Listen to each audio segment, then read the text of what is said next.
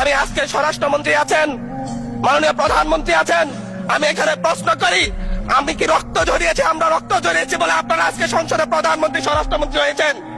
স্বরাষ্ট্রমন্ত্রী আইনের ব্যাখ্যা না দিয়ে আইনমন্ত্রী আইনের ব্যাখ্যা দিবেন। স্বরাষ্ট্রমন্ত্রীর এসবে মনোযোগ দেওয়া দরকার।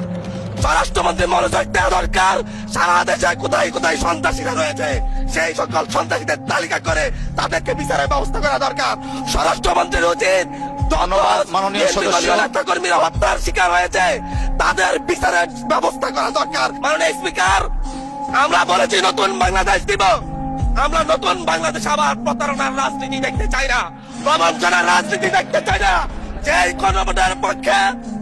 গণভোটের পক্ষে আমাদের মাননীয় প্রধানমন্ত্রী প্রতারণা চালিয়েছেন, যে আদেশের পক্ষে মাননীয় সরকার দলীয় সংসদ সদস্যরা প্রচারণা চালিয়েছেন, আজকে এখানে সেখানে এটা নিয়ে আবার দীর্ঘ আলোচনা হতে হবে। আমি আমার সবচেয়ে কম বয়সী প্রার্থী হিসেবে নিজের প্রার্থীটা জমা দিয়ে এলাকায় গিয়েছি প্রচারণা করতে।